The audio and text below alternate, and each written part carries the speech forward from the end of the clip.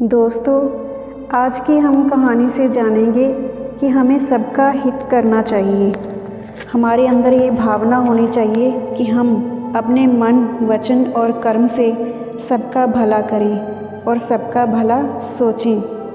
लेकिन हमारे पास कई गुण ऐसे भी होते हैं जिनका हम सही इस्तेमाल ही नहीं कर पाते। तो आइए जानते हैं बुद्ध की इस कहानी से कि कैसे सबका हित हो। एक दिन एक व्यक्ति बुद्ध के पास पहुंचा। वह बहुत अधिक तनाव में था।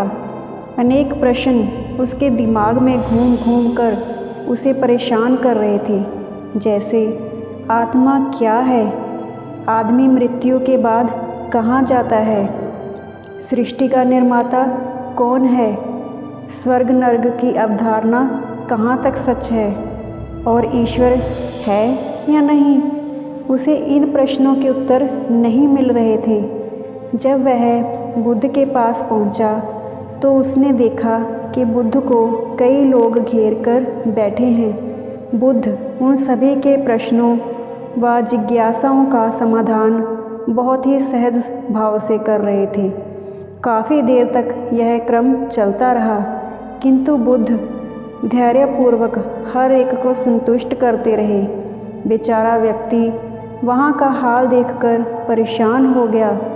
उसने सोचा कि इन्हें दुनियादारी के मामलों में पड़ने से क्या लाभ, अपना भगवत भजन करें और बुनियादी समस्याओं से ग्रसित इन लोगों को भगा दें। किंतु बुद्ध का व्यवहार देखकर तो ऐसा लग रहा था मानो इन लोगों का दुख उनका अपना ही दुख है। आखिर उस व्यक्ति ने पूछ ही लिया, महाराज, आपको इन सांसारिक बातों से क्या लेना देना। बुद्ध बोले, मैं ज्ञानी नहीं हूँ, एक इंसान हूँ। वैसे भी वह ज्ञान किस काम का जो इतना घमंडी और आत्म केंद्रित हो कि अपने अतिरिक्त दूसरे की चिंता ही ना करे। ऐसा ज्ञान तो अज्ञान से भी बुरा है। बुद्ध की बातें सुनकर व्यक्ति की उलझन दूर हो गई। उस दिन से उसकी सोच व आचरण दोनों बदल गए। कहानी का सारांश यही है कि ज्ञान तभी सार्थक होता है जब वह लोक कल्याण में संलग्न हो। इसका दूसरा मतलब आप यह भी कह सकते हैं कि हमारा ज्ञान और गुण ऐसे होने चाहिए जिससे हम दूसरों का ज़्यादा से ज़्यादा भला कर सकें।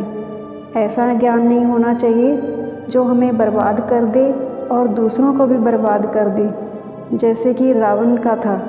रावण ने ज्ञान तो अच्छा लिया था, लेकिन उसने इसका सदुपयोग नहीं किया। उसने दूसरों को बर्बाद करने पे, दूसरों पर अत्याचार करने पे ध्यान दिया, इसीलिए वो विनाश की तरफ बढ़ता चला गया। लेकिन हमें यह नहीं करना है। हमें अपने ज्ञान को सदुपयोग में लाना है और जहाँ तक हो सके दूसरों का भला करना और सोचना है।